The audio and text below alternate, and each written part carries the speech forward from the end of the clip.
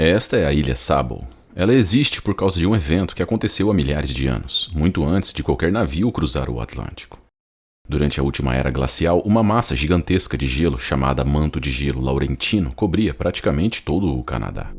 À medida que esse gelo avançava, ele empurrava enormes quantidades de rocha, areia e sedimentos à sua frente. Quando começou a recuar, cerca de 12 mil anos atrás, todo esse material ficou para trás, formando uma longa e estreita elevação chamada Morena Terminal. É exatamente isso que Sable é, um depósito massivo de detritos glaciais. Na época, o nível do mar era muito mais baixo, mas conforme o gelo derreteu, os oceanos subiram e engoliram quase tudo, deixando apenas o topo dessa formação exposto. O resultado foi uma ilha isolada, estreita e extremamente baixa. Ao longo do tempo, ventos e correntes redistribuíram a areia, criando um pedaço de terra no Atlântico Norte. Vista de cima, sua forma é quase irônica, lembra um sorriso largo e debochado.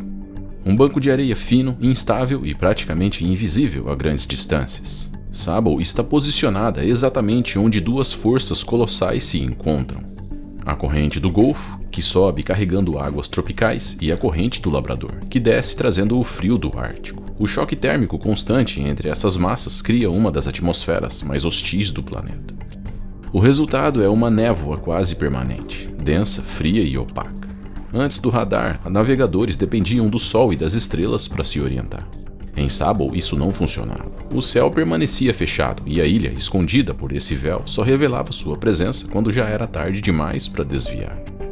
E mesmo que fosse visível, ainda haveria outro problema. A ilha se move. Empurrada por correntes e ventos, Sable migra para o leste cerca de 200 metros por ano. Tempestades podem desenterrar restos humanos de naufrágios antigos, ossos que emergem brevemente entre as dunas, apenas para serem soterrados novamente dias depois. Mas mesmo assim, há vida. Focas e aves ocupam as praias. E mais de 350 cavalos selvagens percorrem a ilha, descendentes de animais deixados séculos atrás. Durante invernos rigorosos, muitos morrem de fome ou frio, deixando corpos espalhados pelas dunas. Não surpreende que o lugar tenha recebido o apelido de Cemitério do Atlântico. O primeiro desastre registrado remonta a 1583, com o naufrágio do HMS Delight. Desde então, mais de 350 embarcações documentadas foram destruídas ali. E o número real pode ultrapassar 500. Na sequência, você vai conhecer algumas das histórias mais assustadoras que ocorreram aqui. No final do século XVI, o mapa do Novo Mundo parecia um desenho feito por uma criança com um giz de cera. A França olhava para o Canadá e pensava: precisamos fincar uma bandeira lá antes que os ingleses cheguem e comecem a colocar vinagre em tudo. O problema era que colonizar o nada custa duas coisas que o rei Henrique IV preferia manter bem longe umas das outras: dinheiro e vidas francesas. E é aí que entra o Marquês de La Roche. Ele era aquele tipo de aristocrata ambicioso que você encontra em qualquer esquema de pirâmide. Ele queria glória, queria peles de castor e queria ser rico. Em 1598, o rei deu a ele o título de tenente-general dos países do Canadá. Soa imponente, não? É quase como ser o dono de um continente. Mas aqui está a sacada do rei. Ele deu o título, mas não deu o orçamento. O trato era o seguinte: o marquês financiava a viagem, construía a colônia e, em troca, ele podia ficar com os lucros sobre o investimento. Mas ninguém em sã consciência aceitaria abandonar a França para viver em um banco de areia no meio do Atlântico. Então, o marquês e o rei tiveram uma ideia daquelas que só surgem depois da terceira garrafa de conhaque. E se a gente transformasse a colonização em uma limpeza social? O marquês obteve permissão real para levar prisioneiros condenados. Para uma colônia prosperar, você leva engenheiros, agricultores e médicos. Mas em vez disso, La Roche selecionou mendigos, pequenos criminosos e vagabundos. Pessoas que a sociedade francesa preferia ver mortas ou desaparecidas. Para o rei era uma limpeza social. Para La Roche, era mão de obra barata. Assim, a maioria dos homens enviados tinha baixíssimo status social. A meta de Mongoose era fundar um posto fixo para a exploração e comércio de peles e pescado. No papel, a Ilha Sable parecia viável. Fica bem no meio do caminho para as zonas de pesca da Terra Nova. Mas os geógrafos de La Roche esqueceram de um detalhe. Sable não é uma ilha, é um acidente geográfico com crise de identidade. Escolher esse lugar para ser o seu hub de comércio de peles é brilhante, se o objetivo for afundar o máximo de navios possível. O Marquês de la Roche enviou junto com os colonos ferramentas, armas, munições e um estoque robusto de vinho e carne salgada. Em maio de 1598, os navios Catherine e François desembarcaram na ilha de Sabo. A hierarquia era rígida. No topo, a autoridade distante de Mangles. Na ilha, o braço executivo era Kerbunier, auxiliado por Cossés. Eles ergueram casas de madeira e um armazém central, um monumento à esperança francesa em solo arenoso. Durante 3 anos, entre 1599 e 1601, o sistema funcionou. Um homem chamado Thomas Schiffdelstel realizava anualmente uma viagem até a ilha, levando vinhos, roupas, ferramentas, munições e carne salgada. A colônia sobrevivia em um equilíbrio precário entre a pesca local e os mantimentos que vinham da Europa. Mas em 1602, o horizonte permaneceu vazio. Seja por falência financeira ou pelo jogo sujo de rivais políticos, nenhum navio partiu da França. Sem os suprimentos, a estrutura de comando de Sabo evaporou. A tensão explodiu no inverno de 1603. Os prisioneiros, percebendo que haviam sido abandonados pela coroa, voltaram seu ódio contra os representantes de Mangles na ilha, Kerbunier e Cossés. Eles assassinaram de forma violenta ambos os líderes. Relatos sugerem que foi uma explosão de violência acumulada por anos de repressão penal. Com os suprimentos europeus esgotados, os colonos sobreviviam quase exclusivamente de carne de foca e morsa. Viver da carne desses animais é uma dieta de proteína extrema, até que seu corpo perceba a falta de vitamina C. Sem vegetais, o escorbuto entra em cena. O colágeno que mantém o corpo humano unido simplesmente desiste. Os dentes caem, as feridas de infância se reabrem e o corpo começa a apodrecer enquanto ainda está respirando.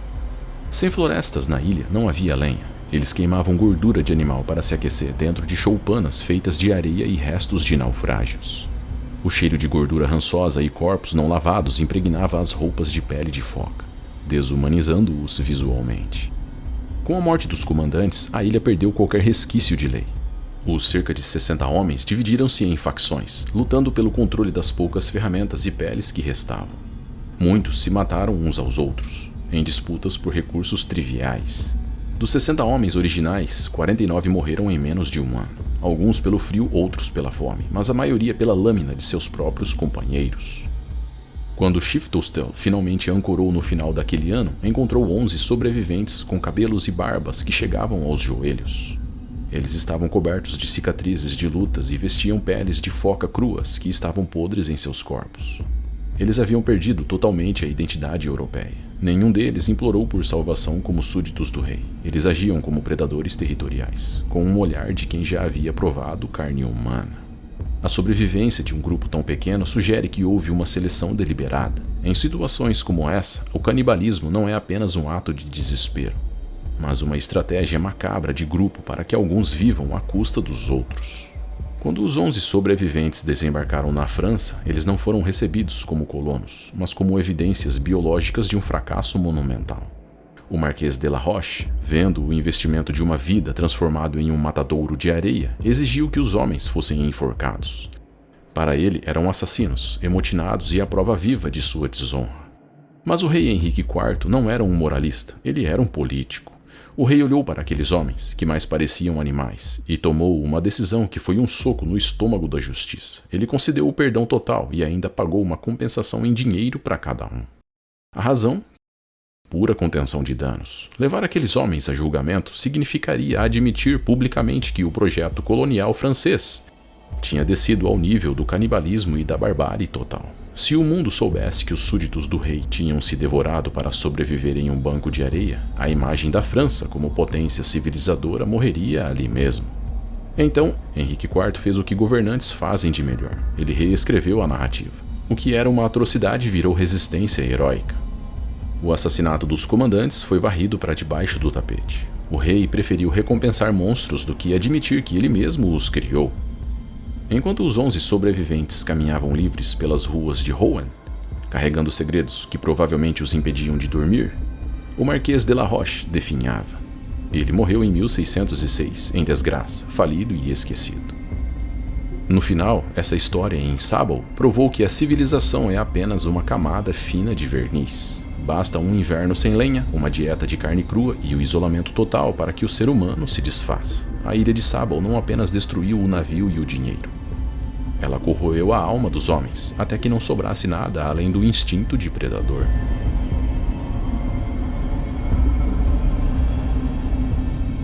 Em 1799, a Grã-Bretanha tinha um problema geográfico e um problema de gestão. As defesas em Halifax, no atual Canadá, eram basicamente um convite aberto para a França revolucionária entrar e tomar as rédeas da região. O porto era estratégico, mas as fortificações eram obsoletas e a disciplina dos soldados era quase inexistente. A solução de Londres foi enviar alguém para colocar ordem na casa, o Duque de Kent, um homem extremamente disciplinado e obsessivo. Ele cruzou o Atlântico na fragata HMS Arethusa, um navio de guerra rápido, e chegou a Halifax em setembro, pronto para reformar o exército. Mas o Duque não viajava sozinho, ele viajava com seu estilo de vida completo.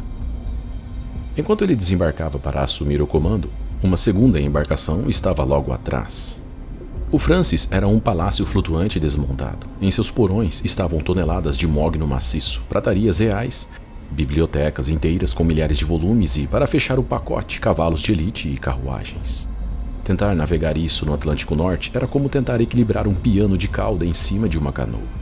O navio levava cerca de 100 pessoas. Entre eles estavam oficiais, militares de alta patente, servos e suas esposas e filhos, que viajavam para se juntar à nova guarnição em solo canadense. Numa madrugada de novembro de 1799, o Francis estava a poucos quilômetros de seu destino final. Mas as correntes de Sable, aquelas que eu citei no início do vídeo, conhecidas por puxar os navios para o leste, desviaram sua rota silenciosamente. Fora isso, o encontro do ar quente com a água gelada havia gerado uma neblina tão espessa que até mesmo o som da quebra das ondas estavam abafadas. É como se a natureza tivesse colocado o oceano no mundo. Eles estavam a 100 metros de ondas quebrando na areia, e o som simplesmente morria naquela sopa branca. No meio daquela névoa, a ilha é invisível até que seja tarde demais. O Francis estava navegando por estimativa. Sem ver o sol ou as estrelas, o capitão dependia apenas da bússola e da velocidade estimada. O navio acabou entrando no raio de alcance dos bancos de areia submersos, que se estendem por quase 15 quilômetros mar adentro, e encalhou. Por horas ou talvez dias, o navio permaneceu preso enquanto ondas gigantescas batiam contra a lateral do casco. A carga pesada do Duque de Kent começou a se soltar no porão, agindo como martelos internos que destruíam a estrutura do navio por dentro. À medida que as ondas batiam contra a lateral da embarcação, a vibração fazia com que a areia sob o casco se liquefizesse, criando um efeito de sucção que tornava qualquer tentativa de reflutuação impossível. Halifax estava relativamente perto, mas longe o suficiente para que ninguém ouvisse os tiros de canhão ou ouvisse os sinalizadores. O navio acabou se partindo em dois. Os cavalos foram os primeiros a se afogar. As famílias de oficiais expostas ao frio e à força das águas morreram uma a uma, mas várias conseguiram chegar à ilha. Porém, ao invés de encontrarem esperança de sobrevivência, encontraram sofrimento. Diferente do que muitos pensam, devido à sua proximidade com a costa canadense, a ilha não era tão isolada assim. Ali viviam grupos de homens que não eram uma tribo organizada, mas sim um grupo eclético e perigoso, conhecidos como Wreckers. Homens que fugiam da justiça em Halifax ou de navios de guerra britânico. Buscavam refúgio em Sable porque ninguém queria ir até lá buscá-los. Muitos eram sobreviventes de desastres anteriores que, após anos de isolamento, haviam perdido qualquer traço de civilidade e tornaram-se selvagens, vivendo em choupanas feitas de restos de madeira de naufrágios anteriores. Eles patrulhavam as praias como abutres. Eles sabiam que navios como o Francis carregavam moedas de ouro, prataria e joias. Quando os corpos e possivelmente alguns sobreviventes exaustos do Francis começaram a chegar à costa, eles não encontraram mãos estendidas para ajudar. Encontraram saqueadores interessados na fortuna que o navio carregava. O caso mais notório dessa noite envolve uma das passageiras, esposa de um cirurgião militar. Ela chegou à ilha usando um anel de diamantes valioso, mas o corpo humano faz aquela coisa chata de inchar quando está na água. Quando os saqueadores a encontraram, o inchaço causado pela água impediu que o anel fosse removido. Eles poderiam ter usado sabão, óleo ou talvez decência humana. Mas sem piedade, eles preferiram utilizar facas para decepar os dedos da mulher, deixando seu corpo mutilado. Não se sabe se fizeram isso antes ou depois dela morrer. Por semanas, o Duque de Kent esperou sua bagagem e seus oficiais, até que destroços começaram a aparecer na costa da Nova Escócia. O Duque ordenou que a canhoneira HMS Arrett partisse imediatamente para encontrá-lo. O líder da expedição de resgate era o capitão Torrens, do 29º Regimento de Infantaria de Halifax. Em uma reviravolta cruel, o Harriet foi pego pela mesma névoa e pelas mesmas correntes, e acabou encalhando nos bancos de areia de Sable.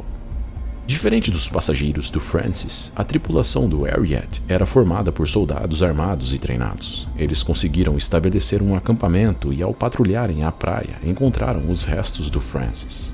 Os homens do Harriet não encontraram sobreviventes, apenas destroços da luxuosa mudança do Duque espalhados por quilômetros. Baús reais arrombados, móveis de mogno quebrados e corpos humanos mutilados. Os saqueadores estavam vivendo em cabanas decoradas com prataria real e tecidos finos vindos dos naufrágios.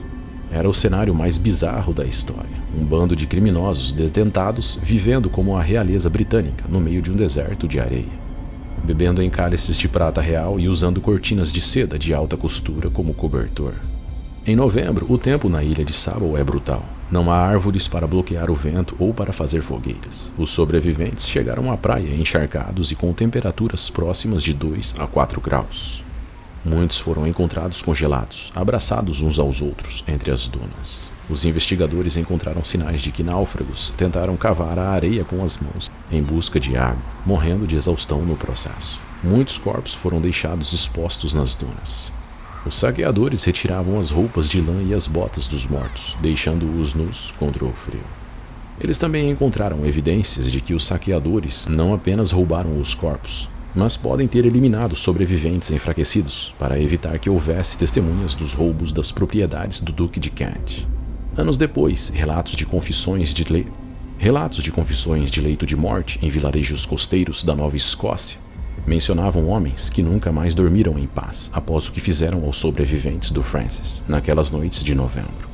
O horror do massacre e a audácia de roubar o próprio duque forçaram a ocupação militar na ilha em 1801. Postos de salvamento foram construídos e os saqueadores foram expulsos ou mortos. Sable deixou de ser um antro de saqueadores para se tornar um dos postos de resgate mais heróicos do mundo, onde centenas de vidas seriam salvas nos séculos seguintes. Mas a mudança não apagou o passado. O primeiro superintendente da ilha, James Maurice, registrou em seus diários que vários de seus homens, marinheiros endurecidos e pouco propensos a superstições, recusavam-se a patrulhar certas áreas à noite, alegando terem sido perseguidos por uma mulher gritando em meio à névoa. No século XX, o navio St. Everett era considerado um projeto audacioso da engenharia americana. Olhe para ele. Ele não se parece com um navio. Parece que um submarino e um tanque de combustível tiveram um filho e o médico esqueceu de dar um tapinha nas costas dele. Lançado em 1894, ele pertencia a uma linhagem rara e visualmente perturbadora de embarcações conhecidas como whalebacks, os dorsos de baleia. Com seu casco de aço arredondado e torres de observação que brotavam do convés como sentinelas, o Everett parecia mais um submarino primitivo do que um cargueiro convencional. Seu design foi uma revolução assinada pelo capitão Alexander McDougall. A ideia era brilhante em sua simplicidade. Em vez de lutar contra a fúria do oceano, o navio deixaria as ondas passarem por cima dele. Com o convés curvado e quase totalmente submerso quando carregado, o Everett cortava as tempestades, oferecendo o mínimo de resistência. Mas ele não era apenas uma curiosidade visual. O St. Everett era um veterano condecorado do mar. Foi o primeiro navio construído dos Estados Unidos a circunnavegar o globo. E foi o primeiro navio americano a atravessar o canal de Suez. O Everett tinha mais milhas no odômetro do que a maioria dos navios. Isso deu à tripulação aquela confiança perigosa de que ele era indestrutível. Originalmente construído para transportar granéis secos, o navio foi posteriormente convertido em um petroleiro, tornando-se uma cápsula de aço pressurizada, capaz de carregar fortunas em combustível e melaço. Em 1923, o Everett era uma lenda da navegação, um sobrevivente de décadas de invernos no Atlântico. Ele possuía o que havia de mais moderno em tecnologia de rádio e uma tripulação de 26 homens que confiavam cegamente na durabilidade daquele casco de ferro.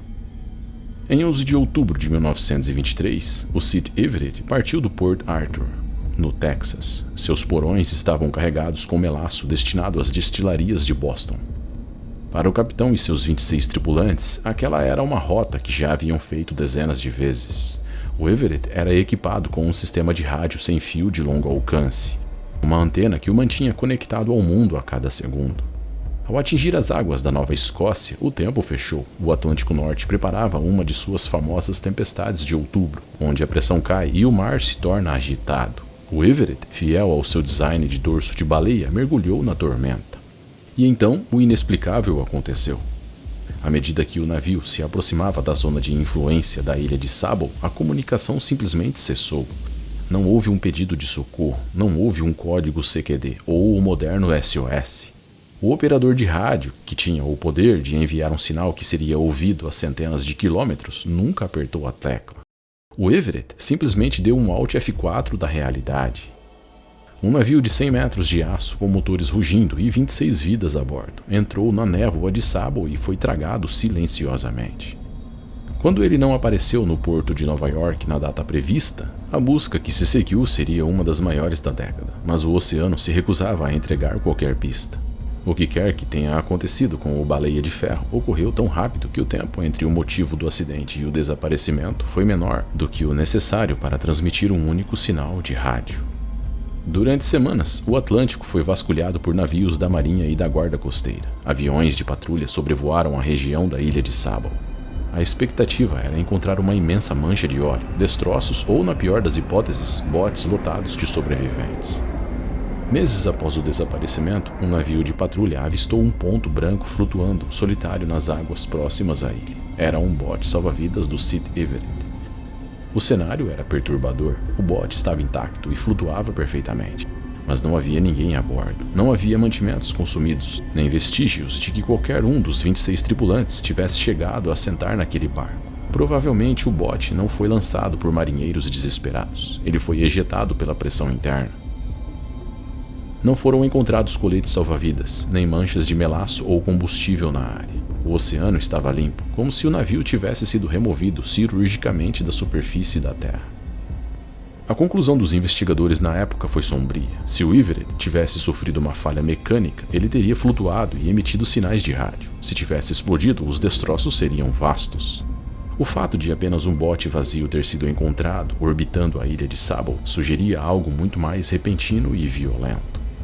O Baleia de Ferro, com toda a sua tecnologia e história, foi reduzido a um único pedaço de madeira e metal flutuando à deriva. Para as famílias dos desaparecidos, o bote não foi uma resposta, mas uma tortura, a confirmação de que o navio encontrou o seu fim de forma enigmática. Várias teorias sobre o desaparecimento surgiram. Embora o design do Whaleback fosse estável em águas profundas, ele possuía uma falha crítica de estabilidade metacêntrica, se o peso mudasse subitamente. Especialistas acreditam que, ao enfrentar as ondas cruzadas e rasas da ilha de Sable, o navio pode ter sido atingido por uma onda monstro lateral. Pela sua forma cilíndrica, uma vez que o Everett atingiu um ângulo de inclinação crítico, ele não balançou de volta, ele simplesmente girou como um tronco na água, ficando de cabeça para baixo instantaneamente. Nesse cenário, os 26 tripulantes ficaram selados dentro de uma tumba de aço, sem qualquer chance de alcançar o convés ou a sala de rádio. Outra teoria técnica aponta para as escotilhas.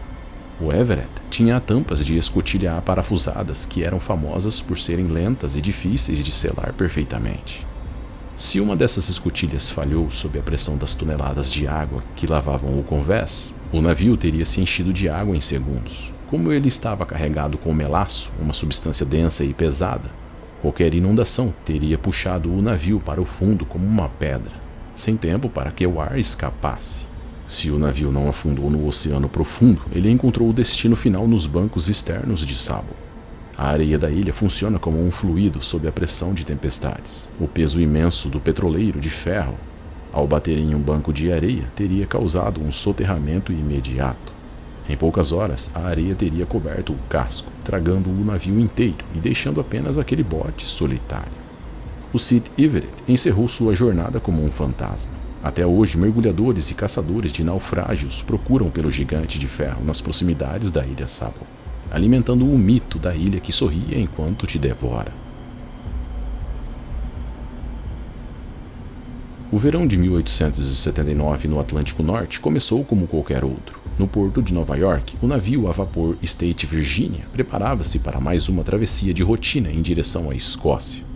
Era uma embarcação de ferro com 2.472 toneladas e 105 metros de comprimento, equipada com motores potentes e velas de suporte, o ápice da engenharia marítima daquela década. No dia 10 de julho, o navio suspendeu âncora e partiu, seguindo a rota Great Circle, a linha mais curta entre a América e a Europa. Entre os passageiros, famílias ricas buscavam as férias de verão na Europa, imigrantes retornavam para visitar suas terras natais e crianças exploravam os convéses. Os primeiros 3 dias foram de mar calmo e ventos favoráveis. No entanto, à medida que se aproximavam da costa da Nova Escócia, a temperatura da água caía drasticamente. O encontro do ar quente do continente com as correntes frias do norte começou a gerar uma neblina densa e impenetrável que apagou o horizonte. A navegação deixou de ser visual e passou a ser baseada em estimativa. O que ninguém a bordo sabia era que correntes laterais estavam empurrando o casco de ferro silenciosamente para fora da rota segura. O navio estava entrando no raio de alcance das areias de Sable. À meia-noite do dia 15 de julho, a neblina era tão espessa que as luzes do próprio navio mal alcançavam a proa. O capitão do Charles, confiante em seus cálculos, acreditava estar a pelo menos 30 milhas de distância de qualquer perigo. Ele estava errado. O impacto foi um som surdo, arrastado e profundo. O casco de ferro do State Virginia deslizou sobre bancos de areia submersos, perdendo velocidade rapidamente até que a estrutura de milhares de toneladas parou por completo. Em segundos, o vapor que impulsionava as máquinas foi liberado com um rugido ensurdecedor para evitar a explosão das caldeiras, aumentando o pânico. A tripulação tentava manter a ordem, mas a realidade era óbvia. Eles haviam encalhado na ilha de Sable. Mulheres e crianças começaram a sair do navio primeiro. Os marinheiros lutavam contra as roldanas e as cordas, tentando baixar os botes salva-vidas enquanto o navio adernava. A escuridão e a névoa dificultavam a visão da água lá embaixo. E cada movimento dos botes era um jogo de azar contra a ondulação pesada que batia contra o casco metálico. Foi durante esse processo que um dos botes, carregado com mulheres e crianças, foi atingido por uma onda lateral e virou. O pânico tomou conta de quem assistia do convés. 9 pessoas, 4 mulheres e 5 crianças, desapareceram na escuridão em instantes. Não houve tempo para resgate. Esse evento lançou uma sombra de luto e desespero sobre os passageiros, que agora percebiam que o caminho até a areia na ilha seria uma jornada de vida ou morte. Os que conseguiram chegar à costa encontraram um cenário desolador. Ao amanhecer, a névoa dissipou-se o suficiente para revelar a geografia do lugar. O solo era instável e a única vegetação era uma erva rasteira e dura. No entanto, o que mais impressionou os sobreviventes foi a vida selvagem. No meio do luto e da destruição surgiram os cavalos selvagens de Sable. Centenas de animais que observavam os náufragos de longe, como fantasmas de uma terra que não pertence aos homens. Lembra que eu falei sobre os postos de salvamento que foram incluídos a partir de 1801? Devido ao número alarmante de desastres na região, os sobreviventes foram conduzidos a um desses postos. A recepção foi um contraste nítido com a brutalidade do oceano. Os funcionários do governo que viviam ali permanentemente para monitorar naufrágios abriram as suas casas com generosidade. Partilharam as suas roupas secas e provisões limitadas. Nos dias que se seguiram, a rotina era de uma espera ansiosa. Os passageiros caminhavam pela praia, observando o State Virginia ser lentamente desmantelado pela força das ondas. O navio, outrora um símbolo de luxo e poder, estava agora inclinado, com o casco partido, libertando partes da carga e pertences pessoais que flutuavam até a areia. O isolamento terminou com o aparecimento do navio de resgate a vapor Glendon. Todos os sobreviventes foram levados até Halifax. Sem a presença dos postos de resgate mantidos pelo governo de Sable Island, o desfecho provavelmente teria sido outro. O State Virginia foi eventualmente coberto pelas dunas, juntando-se a mais de 350 outros navios que repousam sob a areia.